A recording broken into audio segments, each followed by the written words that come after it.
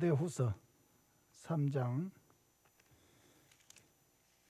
1절에서 17절까지 말씀입니다.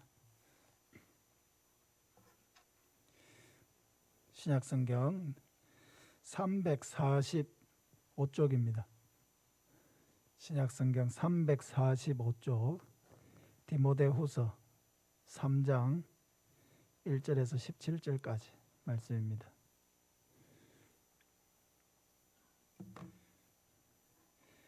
교독하고 마지막 절 같이 읽겠습니다. 너는 이것을 알라. 말세에 고통하는 때가 이르러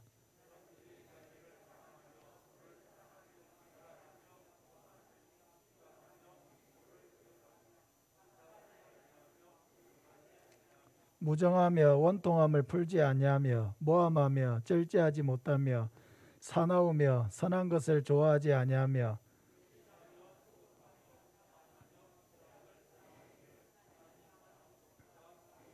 경건의 모양은 있으나 경건의 능력은 부인하니 이 같은 자들에게서 내가 돌아서라.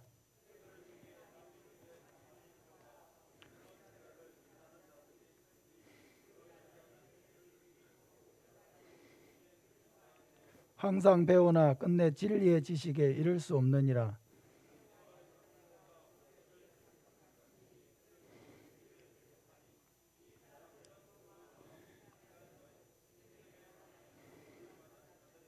그러나 그들이 더 나아가지 못할 것은 저 두 사람이 된 것과 같이 그들의 어리석음이 드러날 것임이라.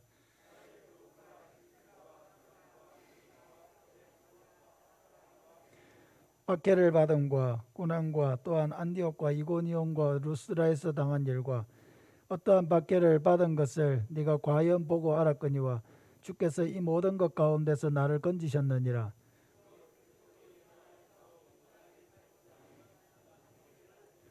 약한 사람들과 속이는 자들은 더욱 악하여져서 속이기도 하고 속기도 하나니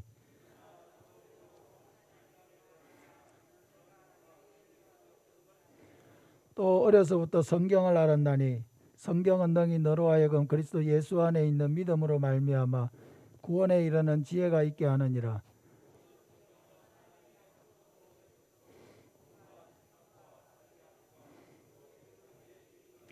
이는 하나님의 사람으로 온전하게 하며 모든 선한 일을 행할 능력을 갖추게 하려 함이라. 아멘. 어떤 사람이 되어야 할까요? 하는 제목으로 말씀을 전하겠습니다. 오늘 오후 예배는 우리 주일학교 수료 및 졸업 예배로 하나님 앞에 드립니다.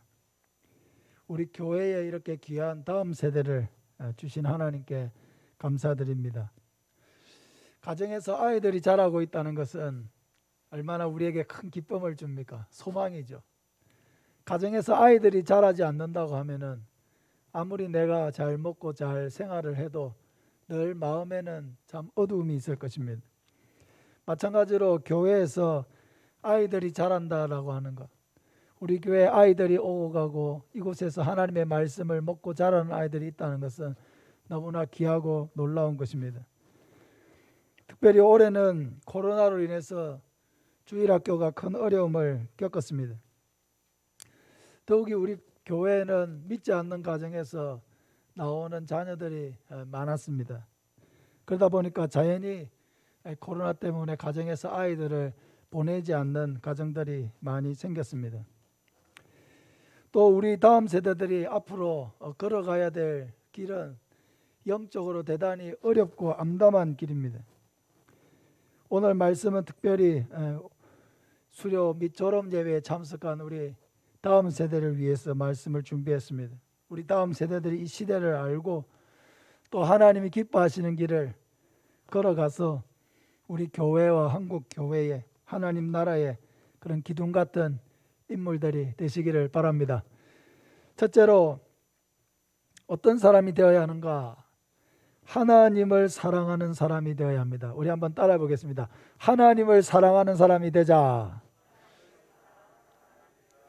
1절부터 한번 제가 다시 읽겠습니다. 너는 이것을 알라. 말세에 고통하는 때가 이르러 사람들이 자기를 사랑하며 돈을 사랑하며 자랑하며 교만하며 비방하며 부모를 거역하며 감사하지 아니하며 거룩하지 아니하며 무정하며 원통함을 풀지 아니하며 모함하며 절제하지 못하며 사나우며 선한 것을 좋아하지 아니하며 대신하며 조급하며 자만하며 쾌락을 사랑하기를 하나님 사랑하는 것보다 더하며 경건의 모양은 있으나 경건의 능력은 부인하니 이 같은 자들에게서 네가 돌아서라. 자기를 사랑하는 것은 이기적인 사람이 된다는 것입니다. 말세가 되면은 생기는 변화는 사람들이 점점 더 이기적인 사람으로 변해간다는 것입니다. 주변을 배려하고 섬기기보다는 자기의 이익을 위해서 물불을 가리지 않는 세대가 된다는 것입니다. 돈을 사랑한다는 것은 물질 만능주의가 된다는 것입니다. 사도 바울은 자기를 사랑하는 것과 돈을 사랑하는 것을 말세의 징조 가운데 가장 첫 번째 자리에 두었습니다. 그것은 이 두 가지가 모든 죄의 근원이 되기 때문입니다. 우리가 더 이기적이면 이기적일수록, 돈을 더 사랑하면 사랑할수록 하나님을 사랑하는 데서 더 멀어지게 됩니다. 사절에도 보면은 쾌락을 사랑하기를 하나님 사랑하는 것보다 더한다고 했습니다. 이 시대의 문화는 정말로 쾌락을 사랑하는 시대입니다. 이 시대의 젊은이들이 그들이 쫓아서 쾌락을 사랑하고 반문화를 사랑하고 많은 좋지 않은 문화를 사랑함으로 하나님으로부터 멀어지고 있습니다. 점점 갈수록 이 시대의 문화는 우리로 하여금 하나님에게서 멀어지게 만들 것입니다.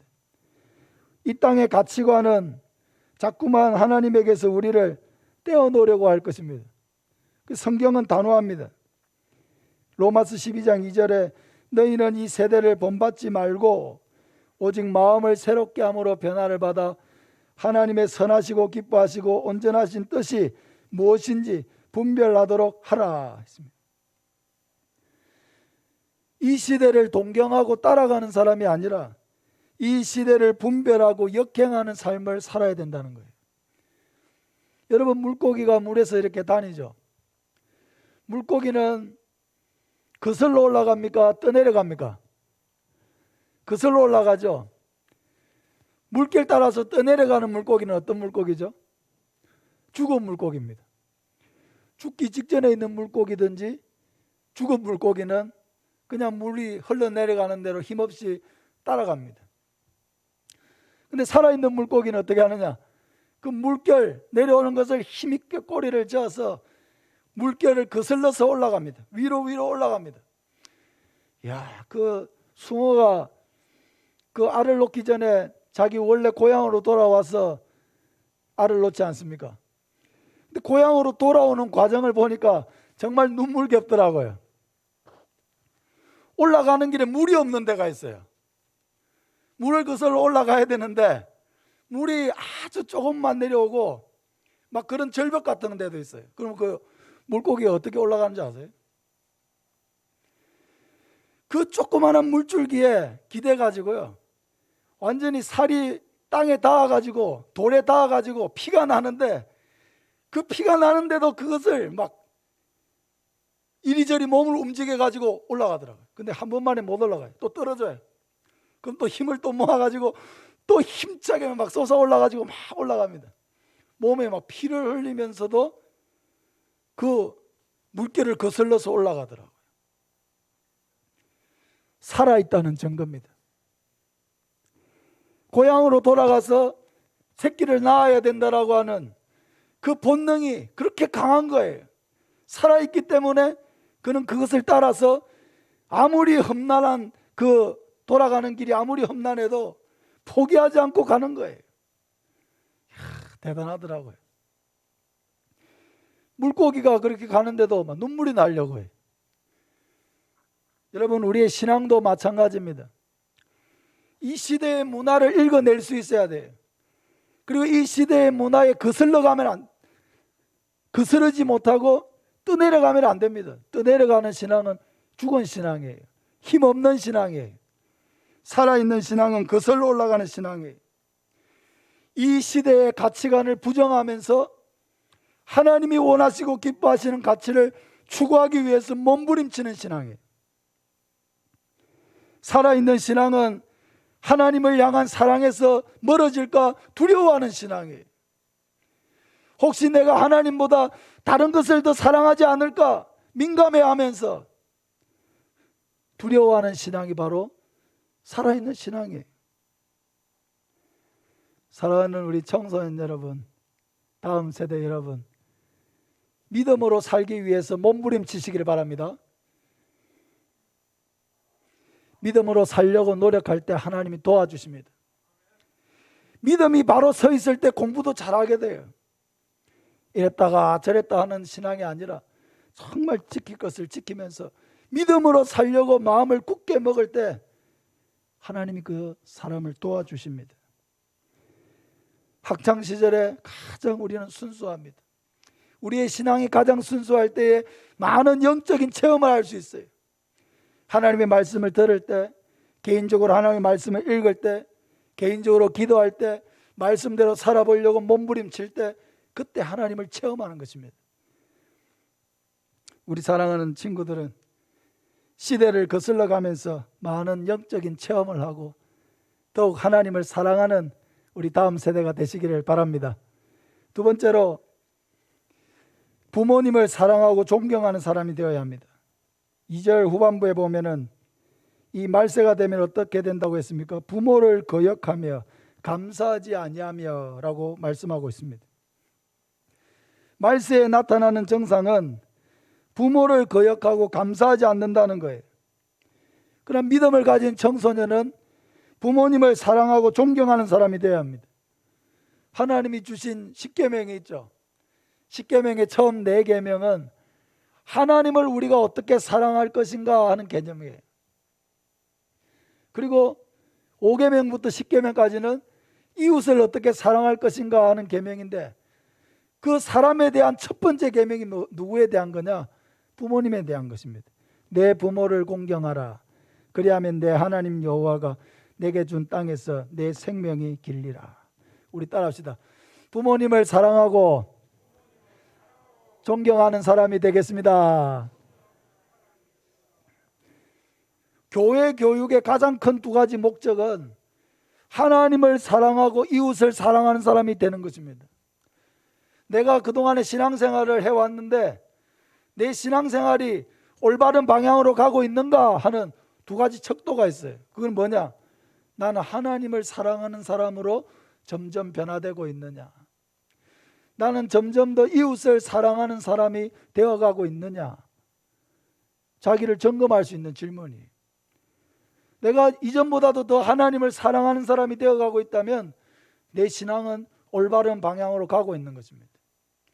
전에는 이기적이고 나만 아는 사람이었다면 점점 더 교회를 돌아볼 줄 알고, 연약한 사람들을 돌아볼 줄 알고, 다른 사람들의 형편과 사정을 돌아볼 줄 아는 그런 사람이 되어가고 있다면 내 신앙은 정상적인 방향으로 가고 있는 것입니다. 이웃을 사랑하는 가장 첫 번째가 바로 부모님을 사랑하는 거예요. 세상에 잘못된 길로 가고 있는 사람들이 굉장히 많습니다. 젊은 사람들, 청소년들, 잘못된 길로 가고 있는 사람들이 많아요. 공부는 잘하는데 부모님을 존경하지도 않고 사랑하지 않는 사람이 있어요. 좋은 직장에 다니고 돈도 잘 버는데 부모님을 사랑할 줄 모르고, 부모님에게 감사할 줄 모르고, 부모님을 돌아볼 줄 모르는 사람이 있어요. 결혼도 나름대로 잘해가지고 잘 사는데 자기는 호화롭게 살면서 부모님을 돌아보지 않는 사람들이 있어요. 잘못된 것입니다. 세상은 악하기 때문에 악한 길로 갈 것입니다. 그러나 믿음을 가진 사람들은 그렇게 가면 안 되는 것이죠. 믿음의 청소년들은 잘못된 길로 가면 안 되는 거예요. 부모님을 사랑하는 것은 사람을 사랑하는 가장 중요한 거예요. 열심히 공부하고 돈을 많이 벌고 좋은 직장을 가지고 뭐 할 겁니까? 자랑하기 위한 것입니까? 아니에요. 돌아보기 위한 거예요. 하나님이 나에게 복을 많이 주시면 주실수록 돌아볼 수 있어야 돼요. 가장 가까운 부모님을 돌아볼 수 있어야 돼요. 살펴야 돼요. 그분들의 건강을 살펴야 돼요. 그분의 어려움들을 살펴야 돼요. 기쁨이 되어드려야 돼요. 자녀들을 위한 부모님의 희생은 이루 말할 수가 없습니다. 그러므로 자녀들은 항상 부모님을 기쁘시게 해드리는 자녀가 되어야 돼요. 그게 정상적인 신앙을 가진 자녀들의 모습입니다. 물론 살아가다 보면 부모님에게 상처받는 일도 있어요. 부모도 사랑은 하지만은 상처를 줄 때도 있어요. 그러면 때로는 싫어질 때도 있어요. 미울 때도 있어요. 그러나 일시적으로 관계가 좀 틀어질 수는 있어요. 그러나 믿음으로 살고 늘 하나님께 예배드리는 사람이 계속 부모님을 미워할 수 있습니까? 계속 미워하는 건 안 되는 거예요. 정상적인 신앙생활을 하는 사람이라면 미워하는 일이 어려워요. 어렵습니다. 왜? 하나님이 미워하지 말라고 하는데 어떻게 계속 미워합니까? 한 번씩은 미워할 수 있지만은 미워하지 말라는데 어떻게 계속 미워해? 계속 미워하는 것은 어려운 일이에요. 정상적인 믿음 생활을 하고 정상적으로 하나님을 사랑하고 정상적으로 하나님의 말씀을 듣고 살아가는 사람은 미워할 수 없어요. 다시 사랑할 수밖에 없어요. 기도할 수밖에 없어요. 부모님을 돌아볼 수밖에 없어요. 섬길 수밖에 없어요. 사랑하는 여러분, 아무리 대단한 사람이 되고 사회에서 인정받는 사람이 되고 돈을 많이 버는 사람이 되어도 부모님을 사랑할 줄 모르고 부모님의 은혜에 감사할 줄 모르고 존경하지 않는 사람이 되는 것은 잘못된 것입니다. 부모님을 공경하는 것은 축복의 약속 있는 계명입니다. 하나님은 부모님께 잘하는 자녀에게 땅에서 잘되고 장수하는 복을 주시겠다고 말씀하셨습니다. 한번 따라합시다. 최고의 재테크는 효도다. 재테크가 은행에 무슨 돈을 많이 넣어두고 부동산을 사고, 그게 재테크가 아니에요. 성경이 말해주는 최고의 재테크는 뭐냐? 효도입니다. 효도. 부모님에게 잘하면 부모님이 복을 주시는 게 아니고요. 누가 복을 주신다고요? 하나님이 복을 주시는 거예요. 땅에서 잘 되고 장수하리라. 이 세상 사람들이 제일 좋아하는 복이 뭐예요? 땅에서 잘 되고 장수하는 거예요. 그 복을 부모님께 효도하는 자에게 주신다는 거예요. 이거보다 더 큰 재테크가 어디에 있습니까? 한 번 더 따라합시다. 최고의 재테크는 효도다. 부모님에게 잘하면 만사형통인 것입니다.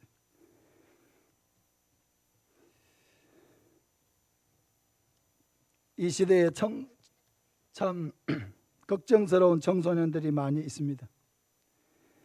부모님에게 함부로 말하고 행동하는 청소년들도 있습니다. 나이가 들어서도 마찬가지입니다. 그러나 이러한 것들은 다 자신을 해치는 결과로 나타나는 것입니다. 우리 하이교에서 자라는 청소년들은 항상 부모님을 사랑하고 존경하는 사람들이 되시기를 바랍니다. 부모님을 기쁘시게 해드리려고 노력하는 사람들이 되시기를 바랍니다. 지금 이 시대에서는 실력보다 더 중요한 게 뭐냐? 인성입니다. 인성.